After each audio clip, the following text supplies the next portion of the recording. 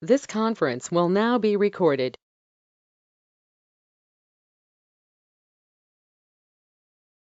Hi, everybody. This is Lisa, and I'm going to unmute everybody who's joining us and go ahead and I think there's only a couple of us right now. And depending on how many people we have and how much feedback there is, like electronic feedback there is, I may ask folks to just mute themselves until they want to speak. But I think there's only a couple of people that are on the call so far. One is Kelsey Dale. Are you there? Hi, yes, can you hear me? Yeah. And you're with Somali Youth and Family Club, is that right? Yep, that is correct. Okay, great. And then I see United Way of King County. I wonder if that's Hannah?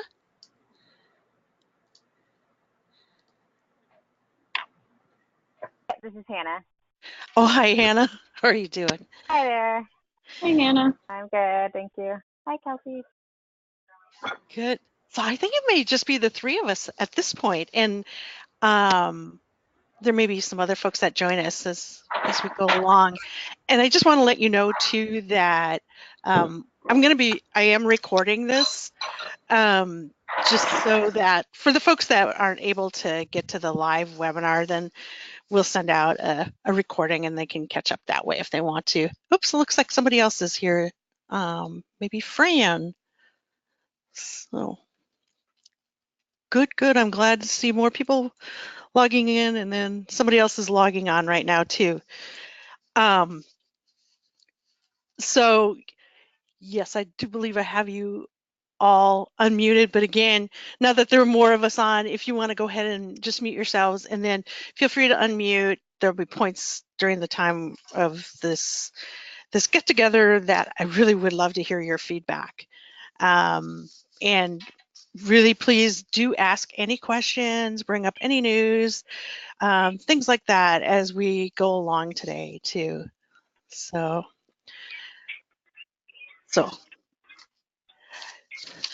let's see, we have Fran, Kelsey, Hannah, and then there's one more person that's logging on.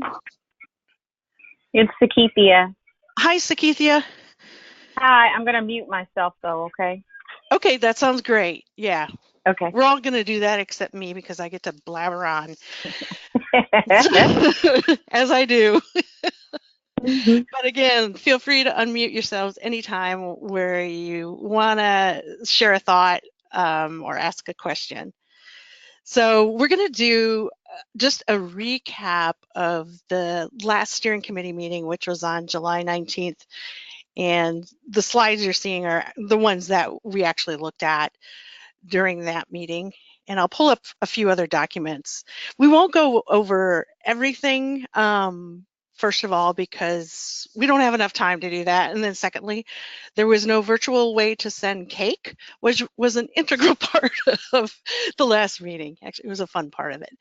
But what I'd really like to focus on for our time together is sort of the real heart of our discussion from that last meeting, and that was about talking about clarifying the direction for the Kaleidoscope Play and Learn statewide steering committee, and then I want to get your feedback on, are we on the right track with that, and does that seem like it feels all right?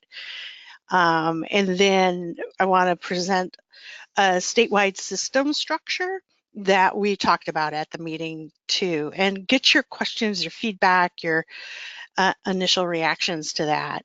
And also know that this is an ongoing conversation, so if you get some aha moments in the next few days or next few weeks, always just contact me, or if you have some other questions that come up or other bits of news and information that you think might be helpful to us.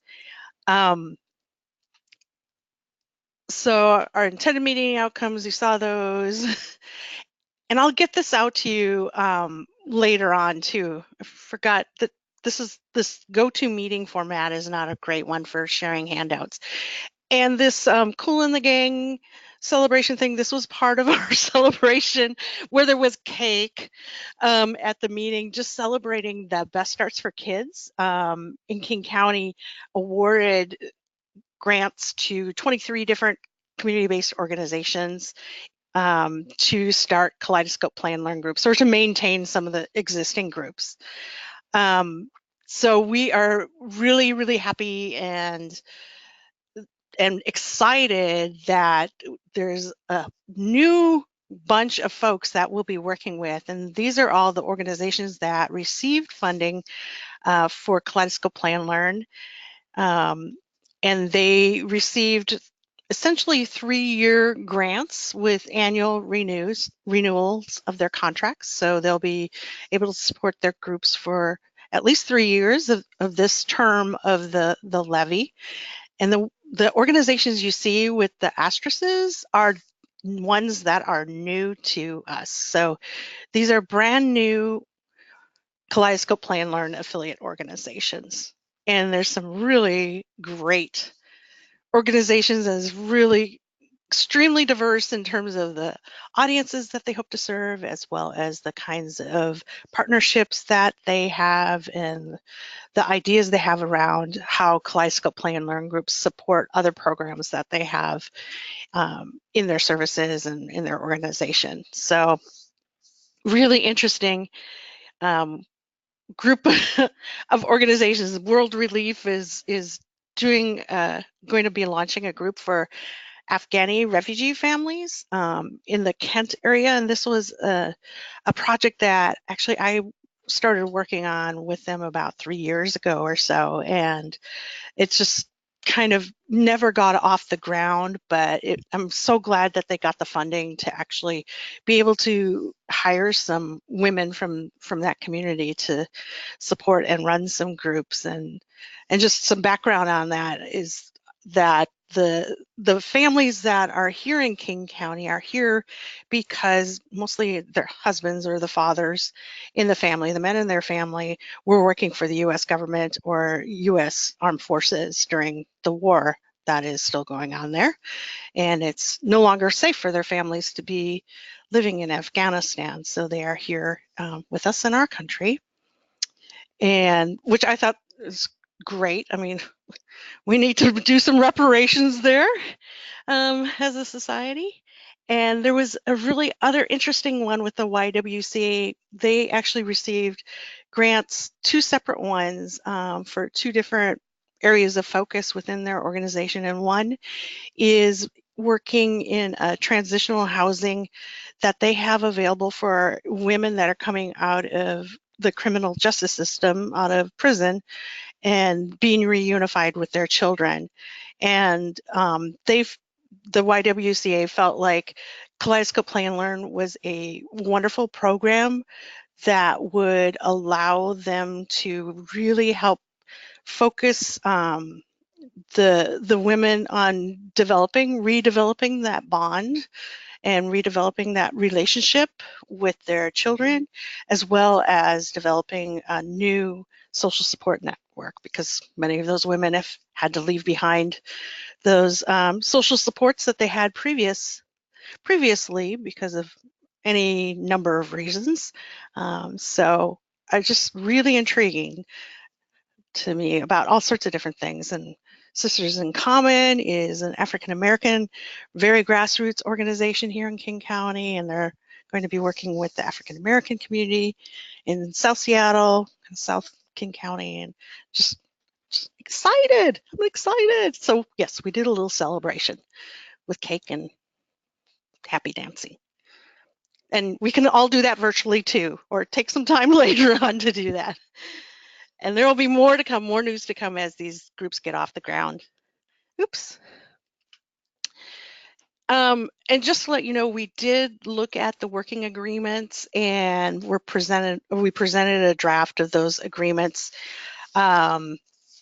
for discussion and approval. And the folks that were at the meeting said, yes, let's go ahead and ratify the working agreements as they are written currently, and understanding that as we go on, we can always go back and take a look and modify those if we see places where they're not working for us, the not so working agreements, I guess they would be called at that point, and add to them at any point that we feel necessary. So in the email, I think that went out on Friday, you should see the draft of what was ratified. And again, if you have thoughts or questions, reservations about any of that, just let me know. Otherwise, we'll give it a try and move forward with that. Let's see, some notes about that. And then the next section, we talked about clarifying our direction as a steering committee, as well as, our direction at Childcare Resources and with our family, friend, and neighbor care team too, of what should be and what need to be the priorities that we're really focusing on over the next year or so to build this statewide system of support and to achieve financial sustainability. And as you recall, at our April meeting, we spent quite a bit of time of talking and focusing on that and trying to develop a theory of change that could demonstrate or at least codify or put into writing what our thoughts were.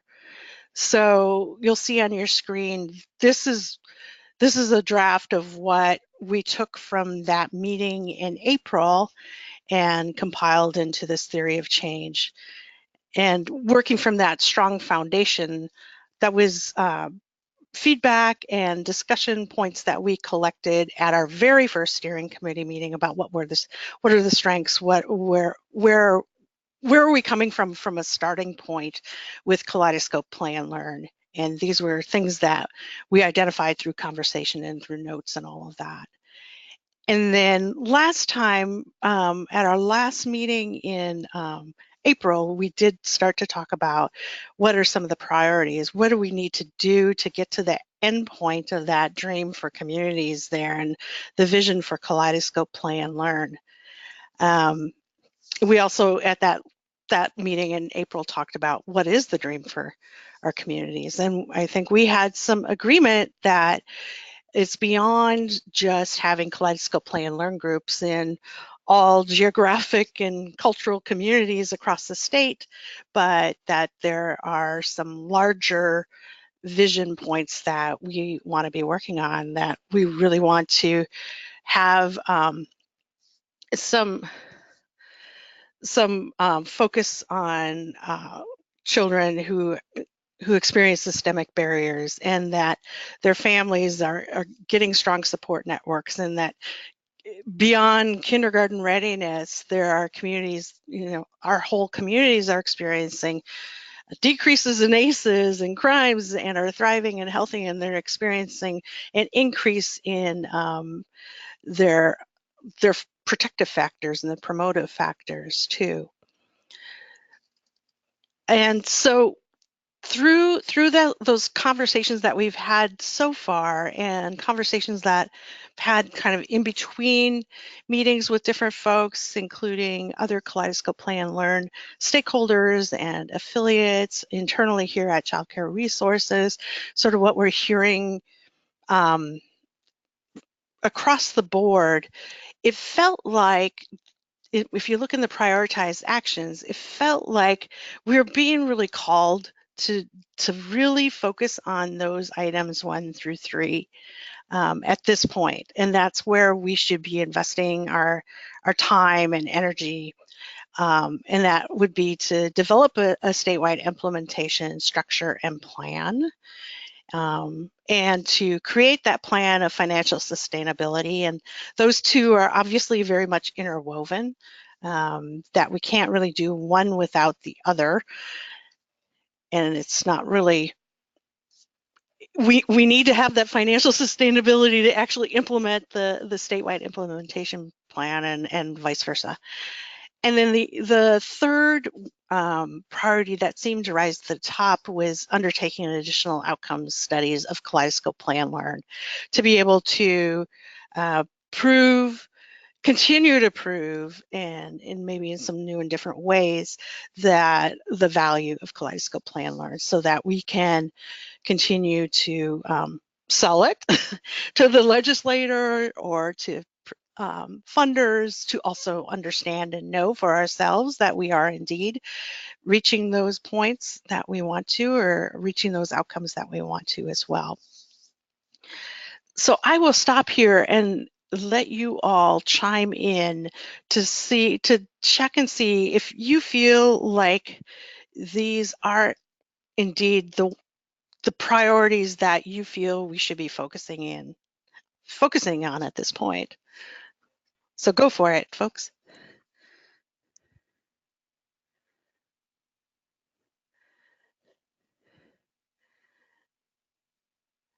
Just feel free to unmute yourself whenever you want to speak.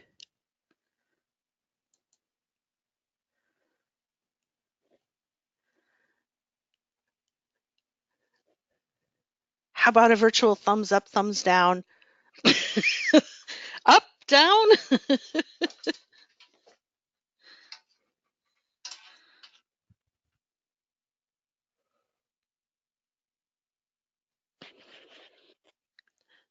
See, I'm seeing some I don't know votes. if you can also see can you see the chat window, Lisa? Oh, now I am. Yeah. Okay. Great. So I just Thank found you. it looks like some other participants who are online.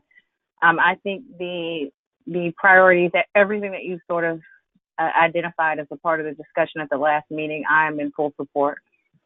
Great. Yeah, and it looks like through the chats too, that sounds like the consensus with everybody here. And I will say too that as we dug deeper into this, both as a staff team here at Childcare Resources prior to our July steering committee meeting, and then at the steering committee meeting, we felt like number 3, the outcome studies, was even kind of starting to fade, not quite into a secondary priority, but not quite as important or timely as the statewide structure and financial sustainability plans, that those two need to happen first. And that's where the lion's share of attention should be going right now. And I think we're all feeling like, while we want to come from a perspective of abundance and not scarcity, that there are some realities about staff capacity as well as steering committee capacity too, to sort of tackle multiple things at one time, and that the statewide structure and financial sustainability plans were pretty big, and that may occupy most of our time. So not to say that outcome studies or things like that wouldn't happen should opportunity present itself, but that we might not be going after those in quite the same ferocity as we would those first two. So feelings, thoughts, thinking about that, and I'll check the staff or the chat too. Lisa, this is Hannah at United Way. I was just questioning, so for the number 3, I know in the past, I believe you partnered with ORS Impact for evaluation. Would that be the intent to continue, that they would lead that work of number 3, or? Yeah, so the intent would be that we would maintain what we already are doing, which is an annual outcomes, and that we wouldn't be doing any new or more rigorous studies at this point. And in preparation for this steering committee meeting, CCR staff did meet with ORS Impact just to check in to see, what their thoughts would be about next steps for evaluation for us, since they've been with us since the very, very beginning, and to see, what's new in evaluation technology. Are there things that we could be doing? And because the last time we had really delved into more rigorous study in 2010, 11, 12, there wasn't we felt somewhat restricted by the definitions of what gold standard evaluation and research are, and that we felt like the tools, the assessment tools and things like that that were available at that time were weren't the most accessible, and they really didn't promote the kind of equity that we wanted to see in our evaluation. I mean, they were only available in English or English and Spanish, and really weren't necessarily the most culturally appropriate tools in any language. So, I will say that meeting was really, really informative for us, and I think we walked away feeling like there are some new ways of looking at evaluation that are not necessarily always focused on gold standard, you know, pre-post testing, control groups and all that kind of thing, but really looking and doing some more very time limited and very scope limited investigations. And one of the concepts that we walked away with that they said that they are promoting and that more funders are buying into is having a portfolio of evidence and not always striving for that big study, but showing in multiple different ways that the program is effective. And I think there's some other things that we might want to do. So part of it is sort of pulling together what's our portfolio already, and we have 12, 13 years of outcomes and consistent outcomes. We have the pilot study. We've had some other smaller studies related to different, or not studies, but evaluation related to smaller projects that we've done. And we're working with some folks in California with their state implementation. They're doing evaluation. So that's going to add to our portfolio as well. So I think there's lots of opportunities that we have there. And then the other piece is, I think, over the next year, maybe in the next several months, in fact, we'll start to really take a look at our logic, not our logic model, but our theory of change for Kaleidoscope Play and Learn as an intervention, as a program, because it's been, goodness sakes, almost 10 years since we've done that. And I think we've all sort of moved beyond, and what I hear strongly from the steering committee, we don't want to just be about kindergarten readiness. We want to be about social emotional. We want to be about whole child, whole family, whole community. And so we need to capture that in our theory of change, as well as in any sort of evaluation that we might do in the future. So those are some steps I think we'll be able to take, but making major changes to even the annual outcomes evaluation or adding big rigorous studies is probably not in our near future. Does that sound reasonable, and does it sound like the right use of our resources at this time?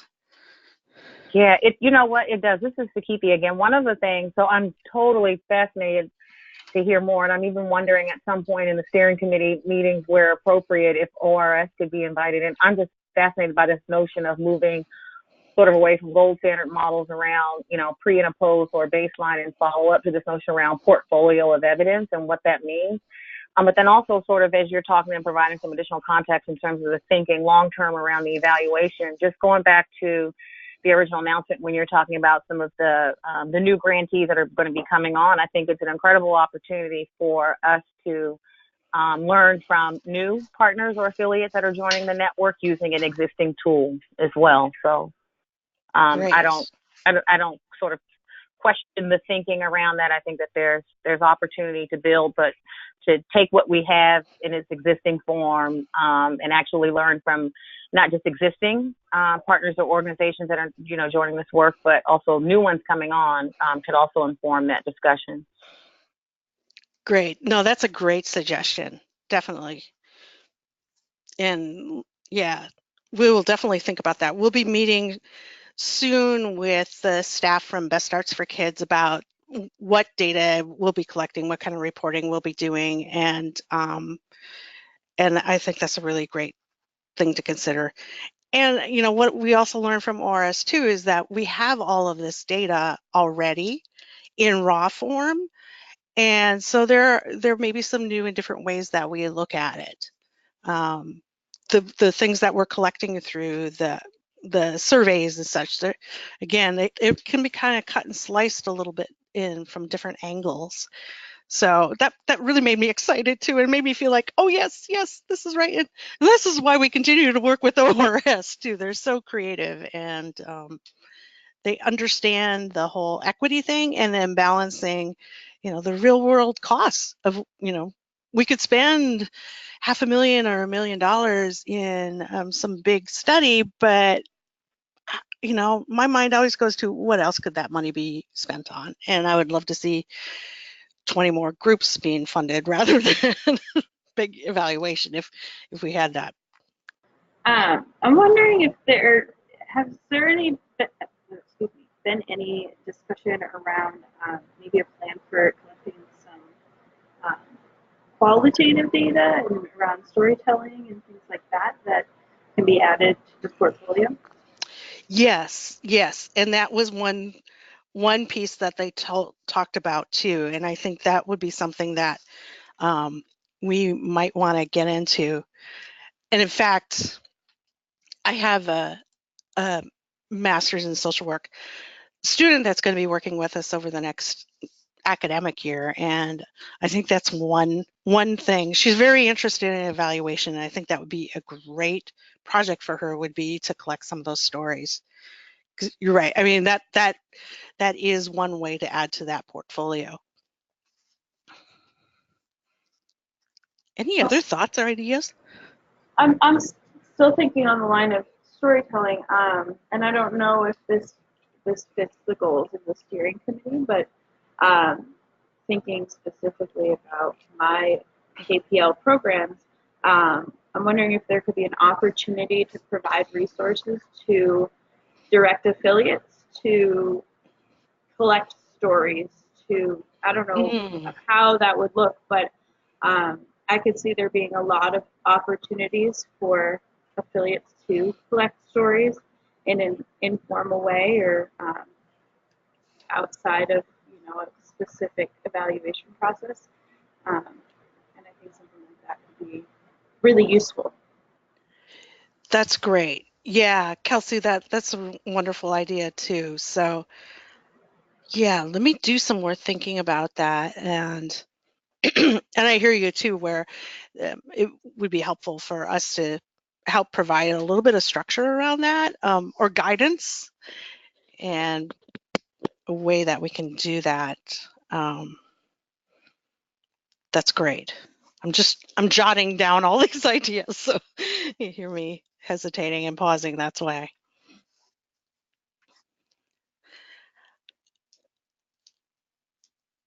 Other thoughts, questions, suggestions?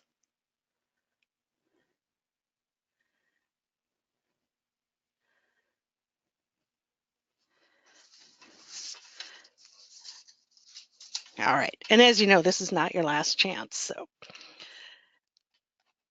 let's go ahead.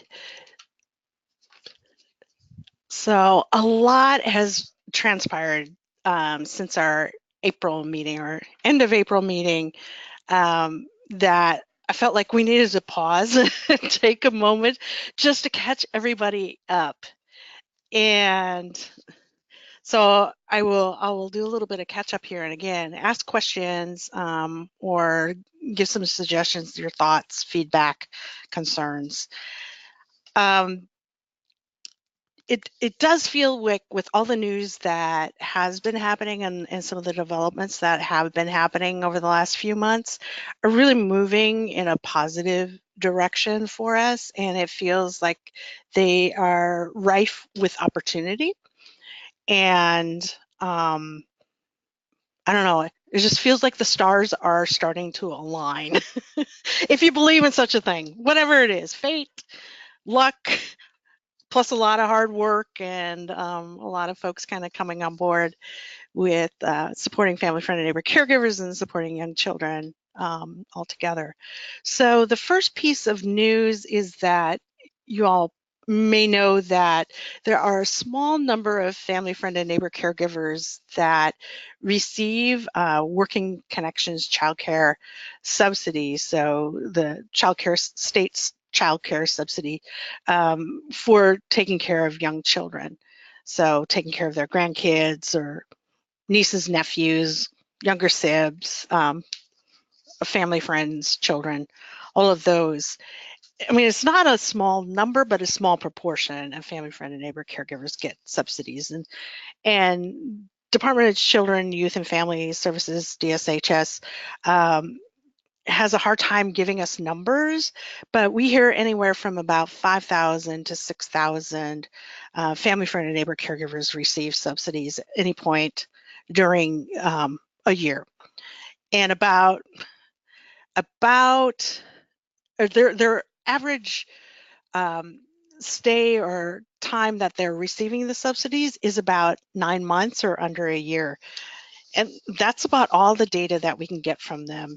It looks like, well, there's a few other things geographically. It looks like they're kind of scattered around the state, but they're also where you might expect, where the the bigger population centers are, like in Seattle, King County, up in Bellingham area, Tacoma, and a little bit of Yakima, and then just sort of scattered throughout the countryside, really the rest of the state. They haven't been collecting information, demographic information around race, ethnicity, relationship to the child, home language, anything like that. So that's what we know. And the other piece that we do know is that the federal government is requiring states who are using their child care development block grant money for subsidies to family, friend, and neighbor caregivers. They're requiring that the states put into practice a few more safeguards, as they see it, for children. So doing background checks, more extensive background checks, of having pre-service training for caregivers, and also having annual monitoring visits by somebody from the State Department of all of the places where those adults are providing care for young children. As you can imagine, there's a lot that goes into this, and I won't go into all the details. I think that the federal government really was writing these requirements for those states that don't have very strict licensing rules. Like Washington State is one of those that has one of the more, you may say, progressive or more strict licensing rules. So there are places around the country, states around the country, where an individual could take care of 6 to 12 unrelated children without having to have a license for childcare. Whereas in the state of Washington, if you take care of an unrelated child in your own home on a regular basis, you need a license. So there's sort of the gamut. And I think that those federal requirements are really designed around those states that don't have any sort of oversight over what would be considered licensed care in Washington. And the state, as you can imagine, is sort of floundering with how it's going to address these requirements, and we've been approached by different folks that are working on it in the state of Washington, and trying to figure out how they're going to do pre-service training and do annual monitoring visits. So they've reached out and asked for our help in many different ways. And in the back of our minds, we've always had the thought about, is there a role for Kaleidoscope Play and Learn in this? Could attendance and participation in a Kaleidoscope group count towards pre-service training, or count towards that annual visit that DCYF staff person would be making? Would that work? So, and SEIU, the union SEIU, also represent family child care providers as well as family, friend, and neighbor caregivers receiving subsidy. And they've also asked us that question. Could Kaleidoscope Play and Learn be one of the pieces of the puzzle for the state to address some of these things? So we've been in some conversations, nothing concrete at this point, with the state around this. And in fact, unfortunately, in the meantime, last week they issued their new rules around what they're going to be requiring of family, friend, and neighbor caregivers who are receiving the subsidy, and it's not pretty. So that's happened even since our last our July steering committee meeting. So you're getting the breaking news on that one. It's not pretty. I mean, you can tell that licensors wrote this. Their rules are applying to caregivers that are caring for children in the child's home, and they're talking about having evacuation plans and fire drills, which are all well and good. Having restrictions on who may or may in the household and while children are present, while the caregiver is there, who may or may not be using alcohol or cannabis or under the influence, and that gets into a whole bunch of stuff. And anyway, you can imagine. So, but still, in the positive vein about it, I still wonder if there's something that we could do, or a role that Kaleidoscope could play in that whole picture. If we were really going to be, if the state really wants to be family supportive, and if they truly are starting to understand that family, friend, and neighbor caregivers are indeed extended family members and they're not childcare providers, that they rearrange their thinking a little bit to respond to them in a much more family supportive way. So again, nothing concrete, but it's sort of rolling around out in the ether there. Questions about it?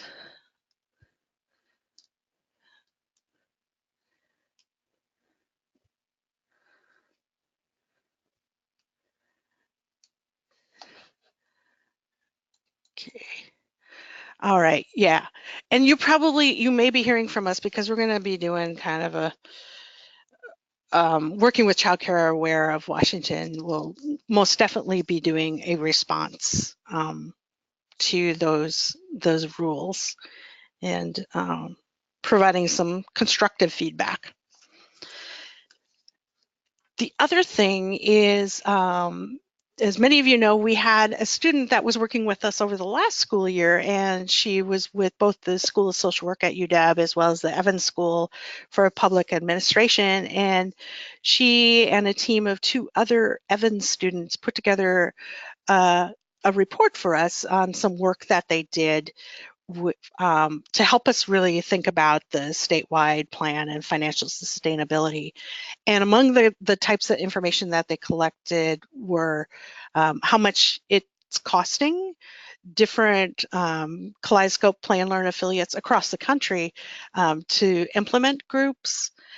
So that gives us a really great solid baseline of what the true costs are, where affiliates are getting the funding. So we have sort of an inventory now of understanding of where funding is coming from currently. Feedback. They also collected some feedback on the services that Child Care Resources provides in support of Kaleidoscope Play and Learn groups, and they made several great recommendations based on that feedback of new things and enhancements that we might want to develop. They then did some analysis of what it costs us, what it costs Child Care Resources to provide the support that we feel is necessary to ensure quality and ensure ideal capacity, shared capacity amongst our community partners and expertise to make the program successful. And they also started to do a little bit of analysis and looking at fees, of wondering, that's always been a question too, is there a place for fees, not for families to participate? We don't want to go there at all, But for community partner organizations, is there a role for that in kind of an overall revenue plan for all of us? And they had some great analysis on and made this matrix, a decision-making matrix for us around once we get to that conversation about fees, and once we can get to that point, around how do we align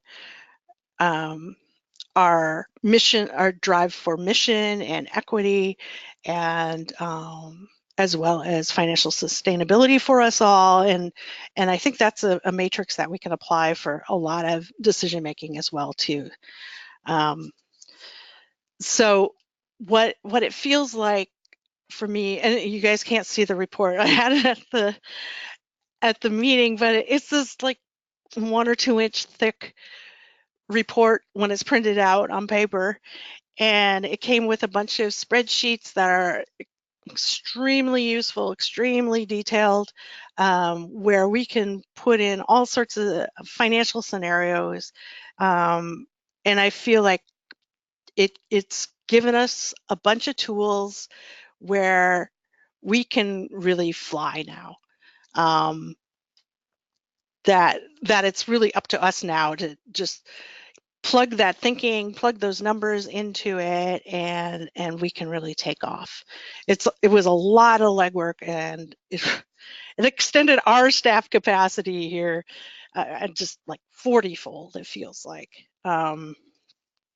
So, and some of the, I'll let you know on some of the recommendations too. Some had to do like operationally, thinking about what it takes for a new affiliate, internally what it takes to nurture a new affiliate, what it's like as an experience as a new affiliate, being in partnership with us, and for us to really delve in and think about that as a relationship building piece, as well as, how do we, maybe there's some communication things that we can smooth out as a staff here, internally, as well as with community partners, to make that flow a little bit better.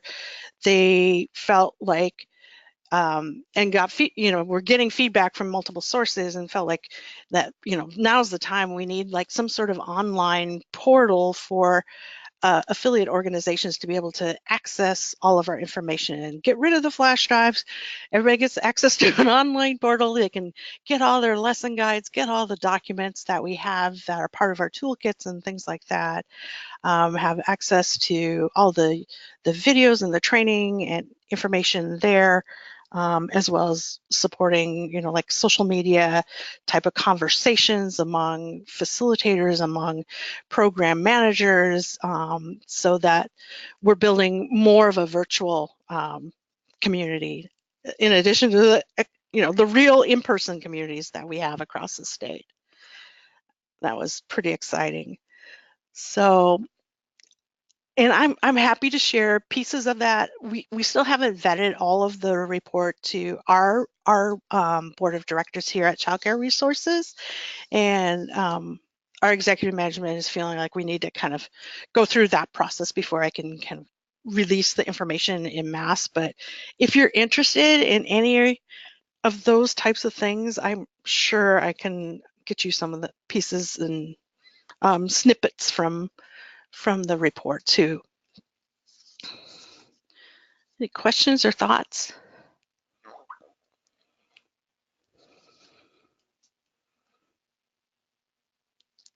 I'm going to check the chat too. Okay. All right. And thank you too to those of you that participated in that filled out the surveys for that were used to compile that report. And I know that some of you also had some interviews with the team from Evans too. They said it was one of the most interesting projects that they've done, or at least their advisors said it was.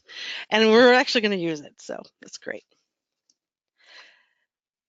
And I'm sorry I'm talking at you so much, but there's just, like I say, so much news. Just break in. I will keep pausing and checking the chat, or just interrupt me.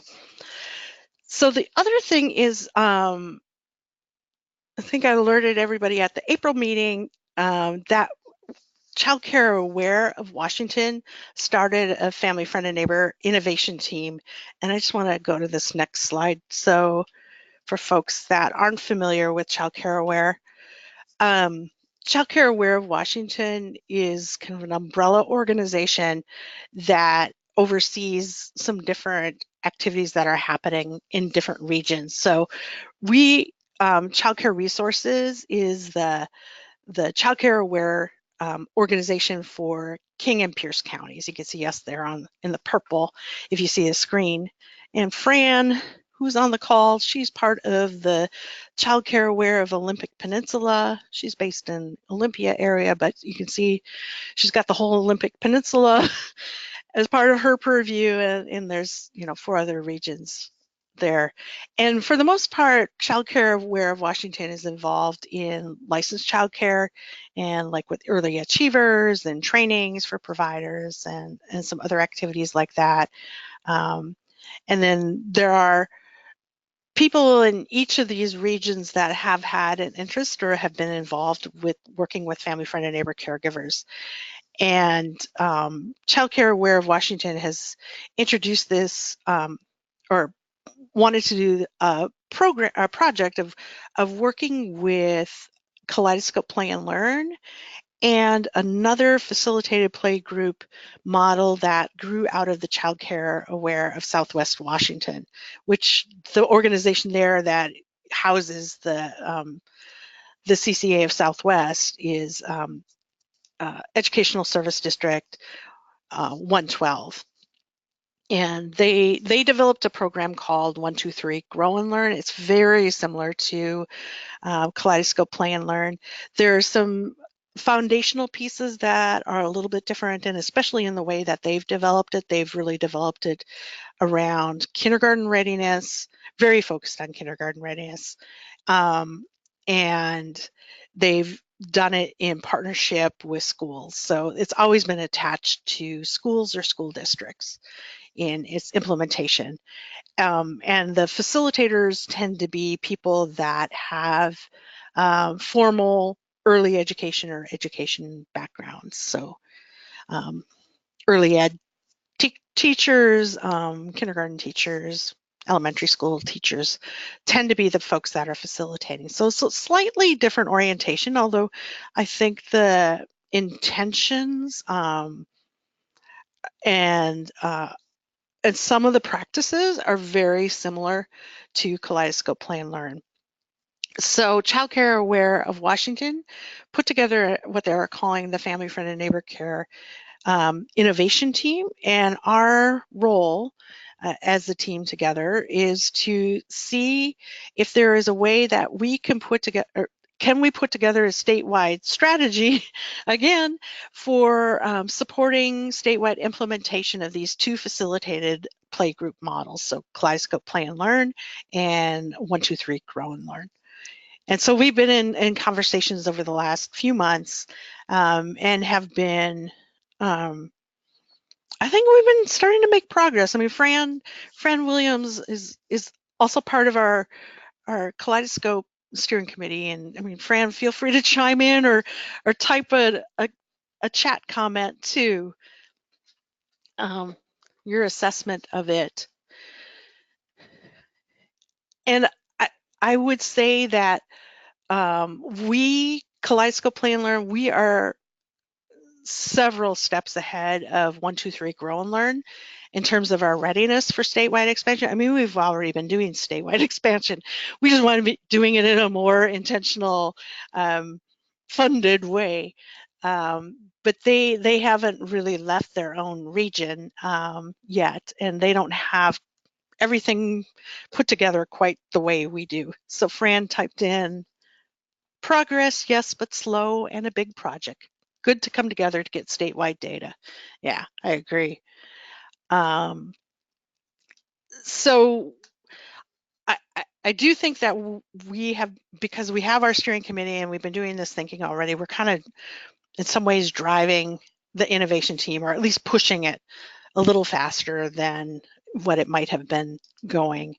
And we had talked internally about the possibility here at Childcare Resources and with some of you all to, are we at a point where we could put together a pilot project to be funded by the state legislature in this next legislative session, next, winter, I guess January through March 2019, where we could start to dip a toe into getting DCYF paying for some of the supports that we do, as well as for groups, and thinking about would there be a place or a within the state of Washington, outside of our own King Pierce region, where we might want to do a little bit of demonstration of what it would take to build a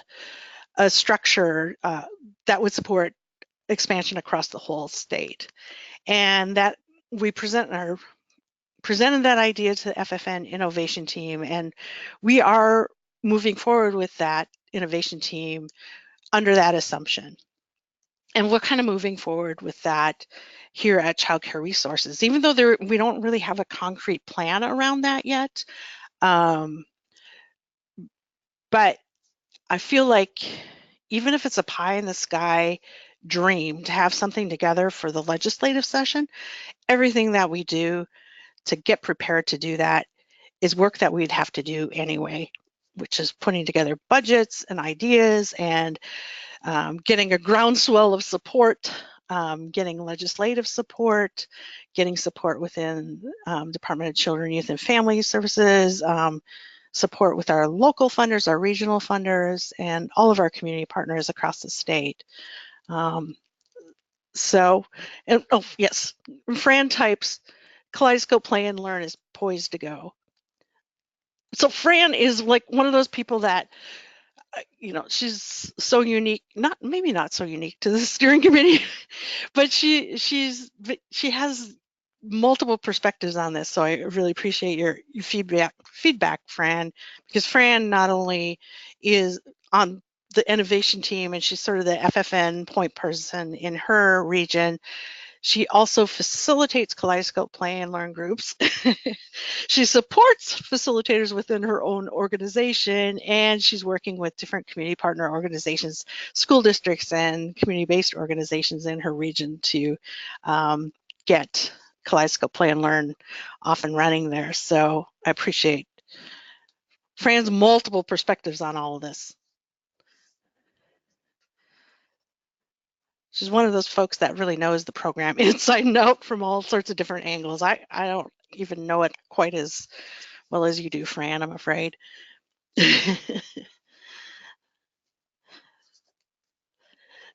So that's what's going on with the innovation team, sort of some convergence of pieces there. Any questions about innovation team?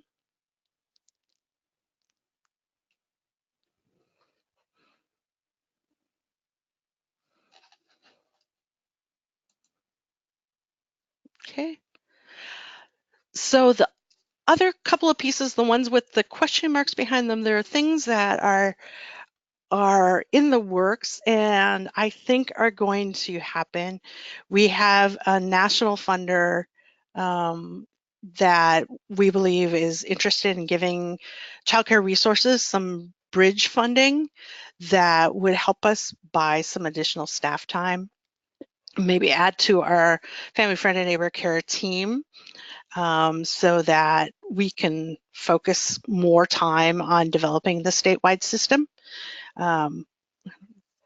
Getting some more team members to help make sure that what we've got going already is running smoothly and we're providing all the support that we need to our community partners, and then freeing up like my time or maybe Jennifer Duvall's time to focus on some of these other projects so that we can get going.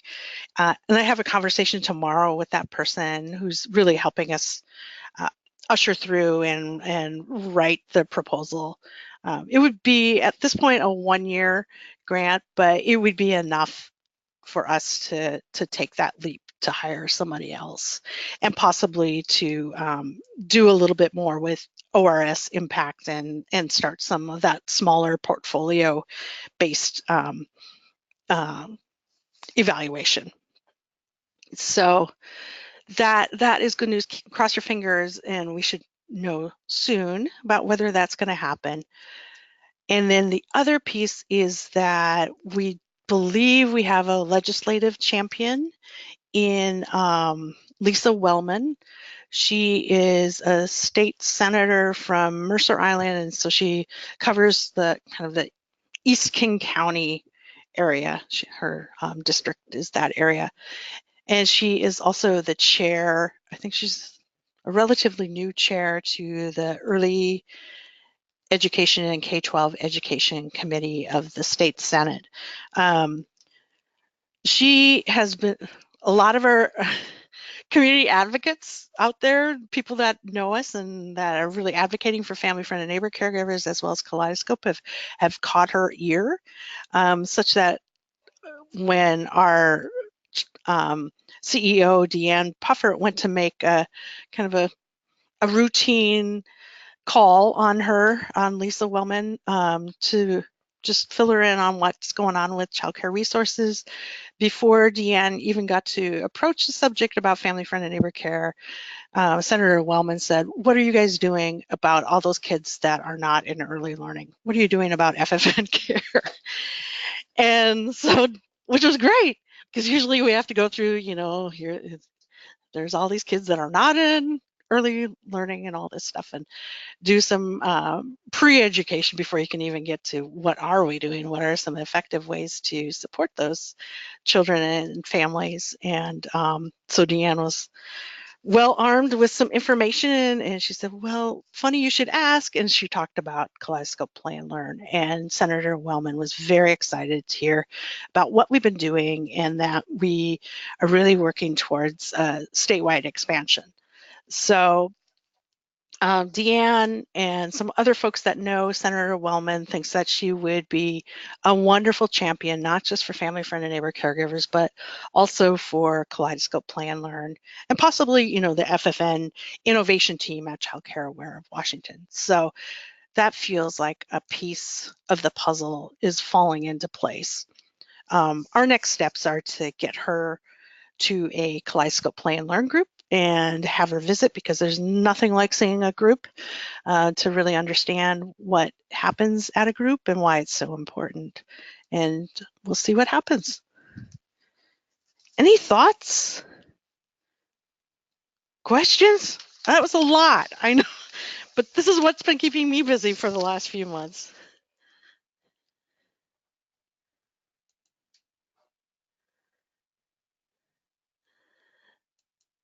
Yes, getting good stuff. Thank you for the report out. So much exciting progress, a lot of info to take in. Thank you for the update.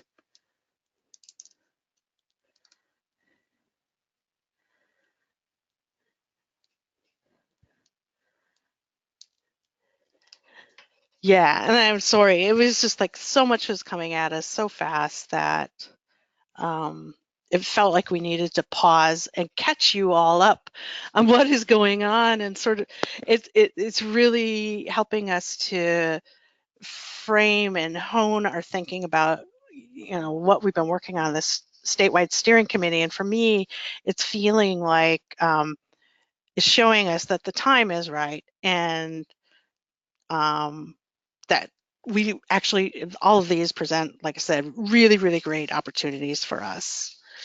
And yeah, and it's not just coming out of the blue. We need to really stop and acknowledge that this work has been going on since the early 2000s to really raise awareness about family, friend, and neighbor caregivers, to understand more about what approaches of support work best for them. And we've learned a lot along the way, and it's through everybody on the steering committee and the multiple others, I mean really literally hundreds of other people, spreading the word and planting those seeds, and now this is all the result of that really good, hard, early work and the persistence that we've all had in keeping this moving forward. So thank you all. Everybody on this call has had a hand, and a big hand, in making these things happen. So I got to figure out, if the news keeps coming this fast, this hard, how we're going to keep everybody up.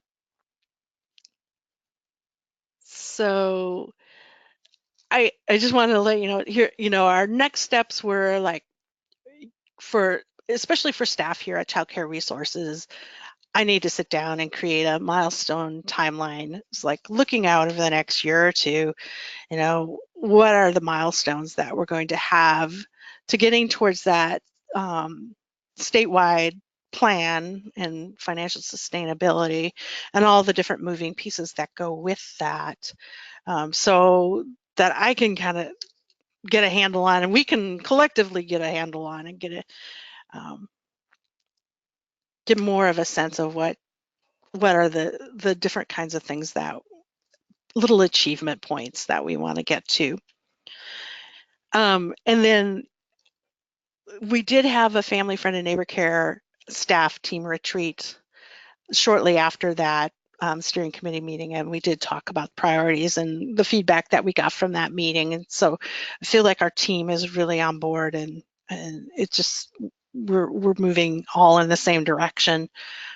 We were before, but we even feel a clearer sense of purpose after that meeting. It really was helpful, and all of your feedback is helpful in helping us keep on track and feeling like either we need to shift gears or continue on a path.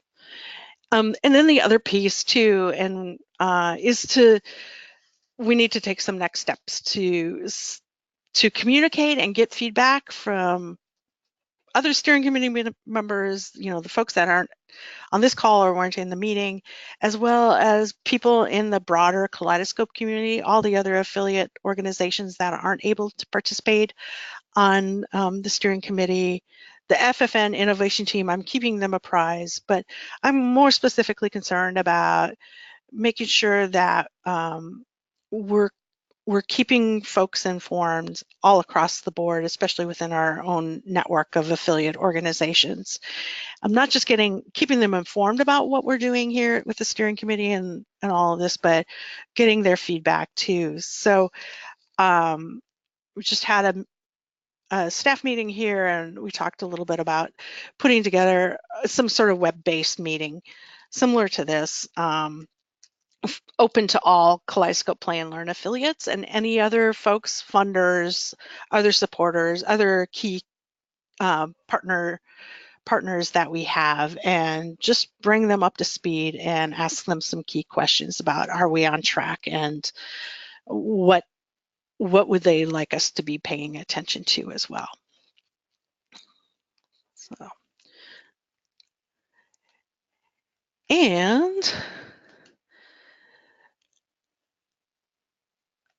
So questions so far, comments? Watching the chat.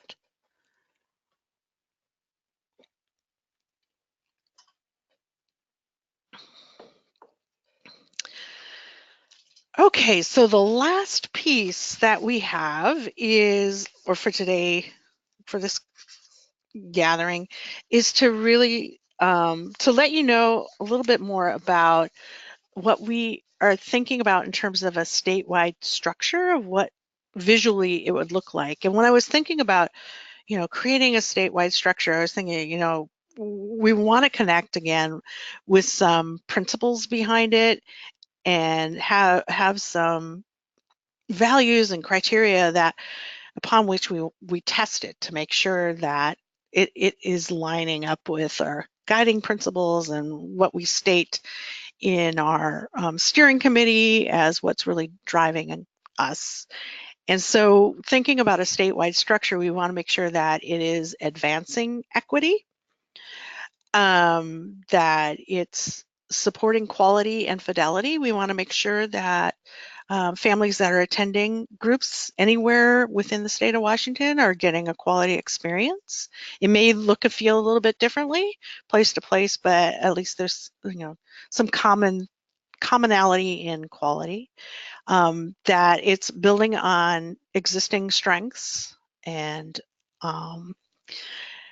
it's showing the various pieces that need care and funding. So that things that we will need to pay attention to and make sure that is getting funded fully. It's getting supported by staff time or technology or materials or whatever it is. And it starts to clarify some boundaries. So clarifying boundaries, and especially this has been especially important for us with the FFN innovation team. But even without that, of clarifying boundaries of what becomes CCR's responsibility, what becomes the affiliate organization's responsibilities, those kinds of things too. So we have sketched out, oops, we'll go to that beautiful reflective moment there, have sketched out a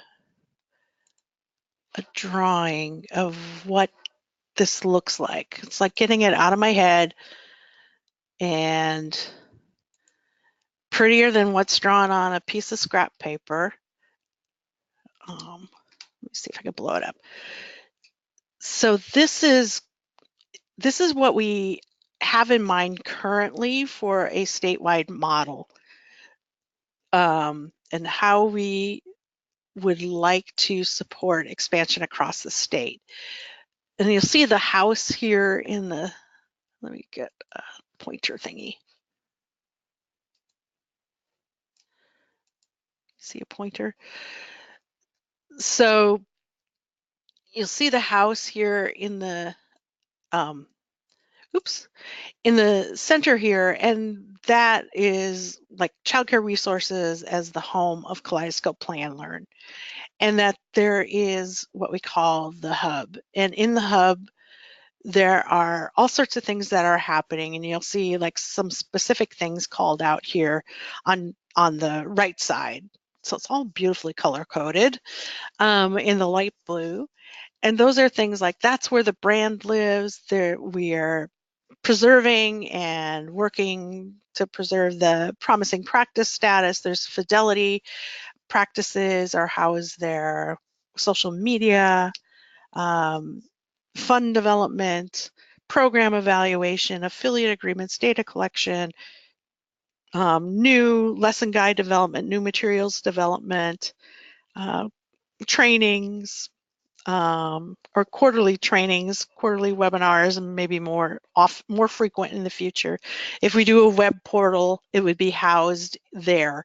And so all those functions are happening, and those are services and support that are available to Kaleidoscope groups no matter where they happen. They could be happening in Yakima or Kent or Forks, or they could be happening in North Carolina as well. But all of them would be getting the benefit of those supports.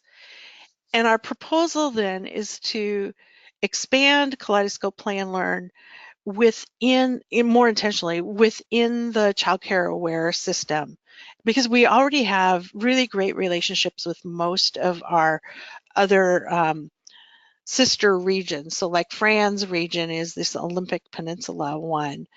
And our idea is that when this system is fully funded, there would be somebody in each of those 6 regions that would be available to provide the Kaleidoscope Play and Learn 101 facilitator training. So folks wouldn't have to travel to Seattle for that training, that they would be developing community partnerships that are there to support the Play and Learn groups, much like we have like with Seattle Public Libraries or King County Libraries here in King County.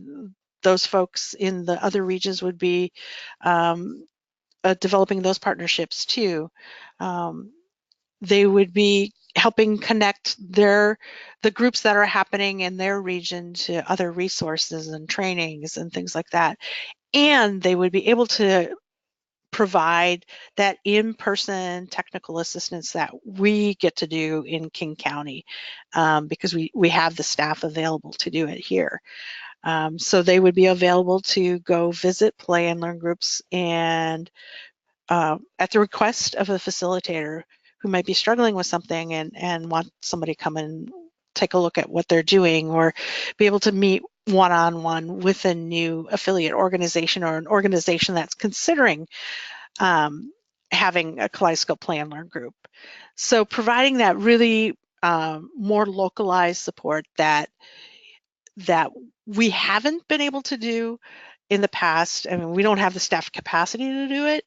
And also I think it needs to happen regionally. It needs to happen closer to where those groups are. And each of those regions has different things that are going on and different concerns with families and different resources and partnerships that could be there to support play and learn.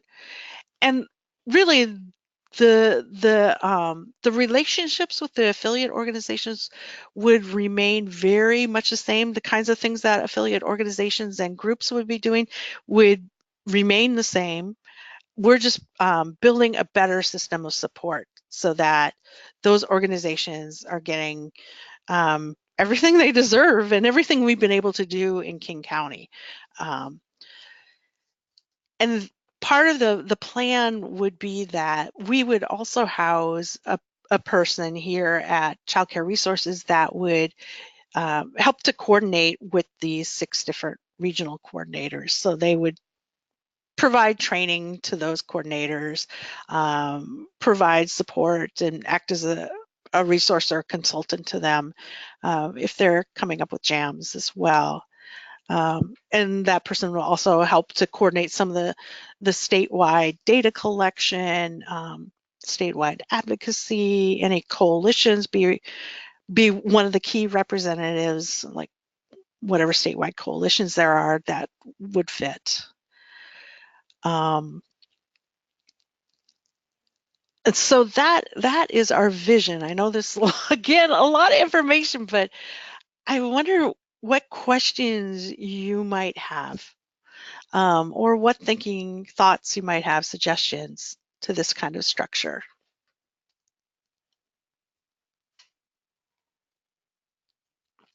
And I'll pause and let you all type or unmute yourselves too.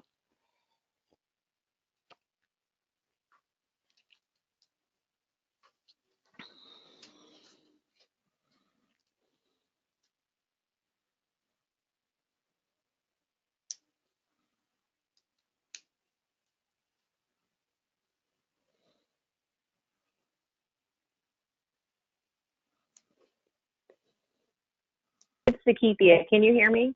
Yeah. Okay, because obviously I can't type very well in chat. I'm appalled by my number of spelling errors. Looks like my text. But just one sort of follow-up question that I have. I think the proposed structure is a smart and strategic one, especially given the statewide focus and your individual capacity to be over, or more importantly, the sort of the burden that we put on new partners, right, to come over to receive training and stuff. So I think that that's very smart on your part.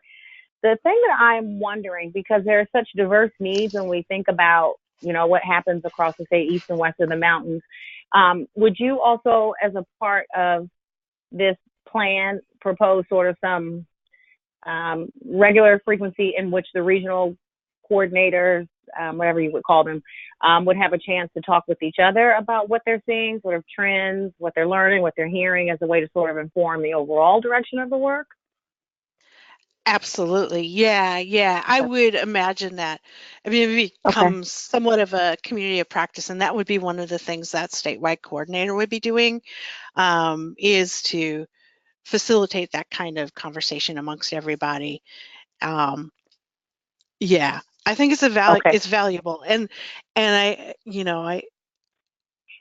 we're talking even too about, we're starting to get into the nitty gritty so that we could start to cost out some of this, is that Washington State coordinator probably doesn't need to be a full-time position, and that position needs to be somehow connected with the hub, like doing work within the hub too, because they are a key conduit to what's going on in groups. And so, yes, Okay. it should be all Okay. be, so we, you know, this is very much a hierarchical drawing here, but it should be, and the house should still continue to be informed about what's going on in those little yellow dots at the bottom, the most important ones, Okay. with the Kaleidoscope play and learn groups. Yeah, no, definitely. Okay, great. That's helpful to know, because one of the things that sort of emerges is at the forefront of my mind, particularly when we think about leading for equity, is again sort of recognizing the vast diversity that's represented. And by diversity, I mean diversity in population, right? Specific needs, et cetera.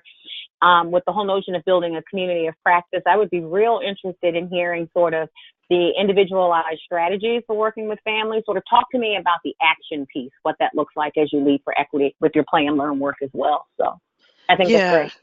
Okay, great. Yeah, you know, and there's been some thinking, you know, it had been sort of a bit of a brainstormy time, of thinking about all the different kinds of ways that we could do this, even having like some of those coordinator type positions be staff of childcare resources. But I think even if they were, you know, there's something about having it be, again, a continuation of that partnership model, and not us. We need to have, you know, a certain level of control is too strong of a word, but some boundaries around quality, Mm-hmm. and we need to balance it with local control. And Yeah. there are already experts and expert organizations that are doing some of this work already with partnerships, and that's why, you know, and that's especially in the other CCA regions, having being a key partner with their early learning coalitions.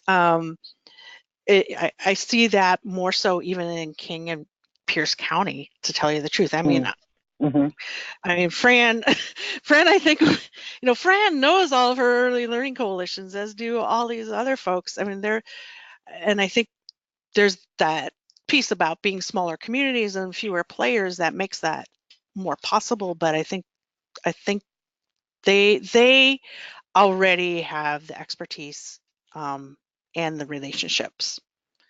Right. And they're long-term relationships, and they're multifaceted. It's not just kaleidoscopes.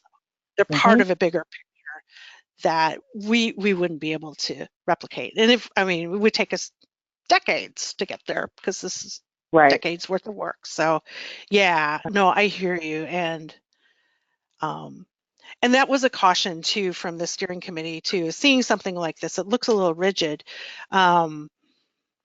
and saying we want to make sure that we maintain that balance of kind of boundaries, and flexibility and community responsiveness.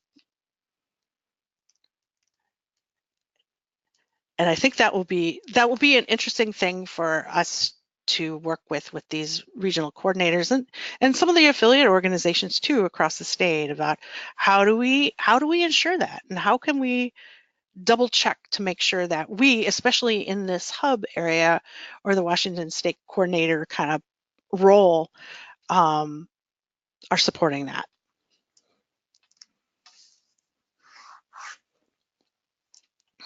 I think it's great. Good work. Oh, thank you. Fran's chiming in here in the chat. I like the structure, capacity to keep the integrity of the program. Yeah.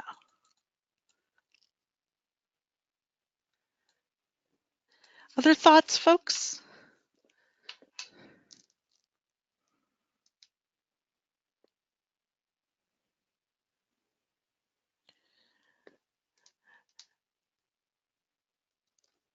And I will say too, although it's not necessarily apparent to you all, I mean, some of the work that we did with Evans in helping to break down, we even did time studies here of how we spend our time as staff to figure out all of these functions, that really helped inform some of this too. So I tell you, that piece of work that maybe, I think the consultancy, we had to chip in like $1,000. Oh my God, it was like hundreds of $1,000s worth of value in terms of its usefulness for us. And right now, I mean, because this is fairly clear, excuse me, we've been doing some thinking internally too, is what would it take to staff the hub? How much staff time is really needed for that coordinator position, and what would it cost to hire all those coordinators? We're starting to really write out some budgets, so we will know shortly. I mean, I have draft budgets now. I just want to make sure I want to do a little internal checking here with some of my coworkers to make sure that they make sense. I'm not missing anything, but we'll know how much it costs, and then we can start to really hone in on, if we want to do, when it's time to come up with what the pilot is, that we can start to really cost it out, and then we can say, this is what it would cost for a fully funded system. And fully funded would not only be all of these pieces here, like the blue and the teal green, but it would be also funding those light green affiliate organizations to do Kaleidoscope Play and Learn groups.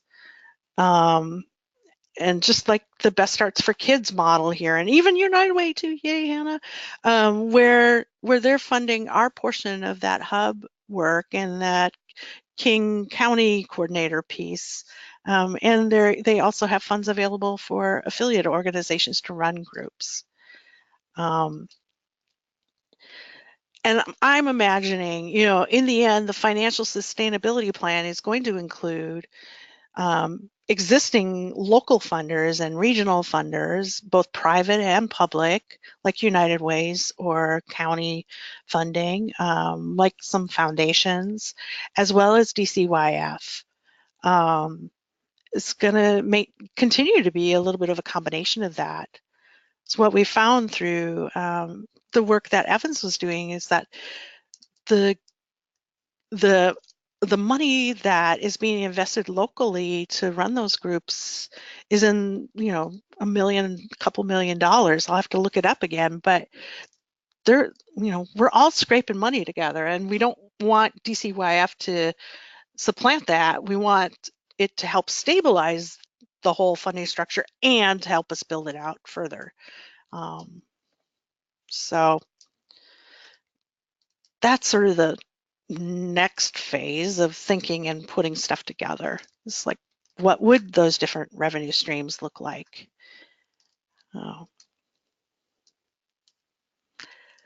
Any other thoughts, questions?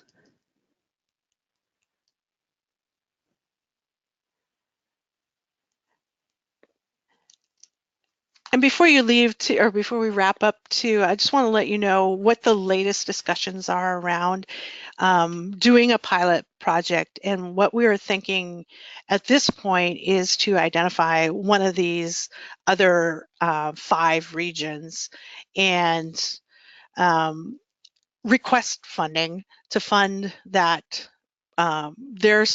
their coordinator, their regional coordinator, as well as that Washington statewide coordinator within the CCR Kaleidoscope House,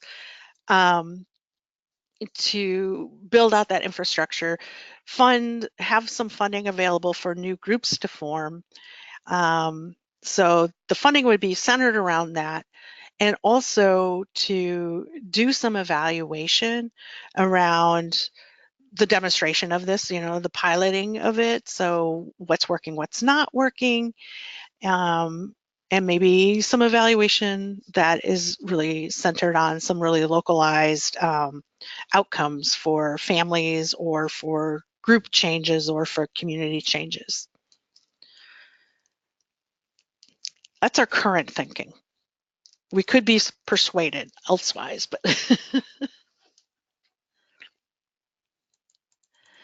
so Kelsey is saying, I think the structure makes a lot of sense as well. I have to jump off the call, but thank you so much for the update, and have a wonderful rest of your week, everyone. Thank you, Kelsey, for joining us and for your feedback too. Of course, have a great week. Take care. Thank you. All right. Thanks, Kelsey. So yeah, I mean, really, you know, the bulk of our meeting in July was, you know, giving some reflection, giving feedback, and again, you know, feel free to let me know. I mean, this is a lot of information. If you have thoughts, questions, suggestions, again, reservations, or something keeps you awake at night about this, just let me know, because this is not at all set in stone right now. And really, we're really grateful for the steering committee to asking really good and um, I'm having a hard time with my words today, but really, really good and constructive questions. And don't be afraid to speak up, and because it'll all help us really come up with something that is going to work. So, any other thoughts, questions before we say goodbye and happy travels home, hopefully?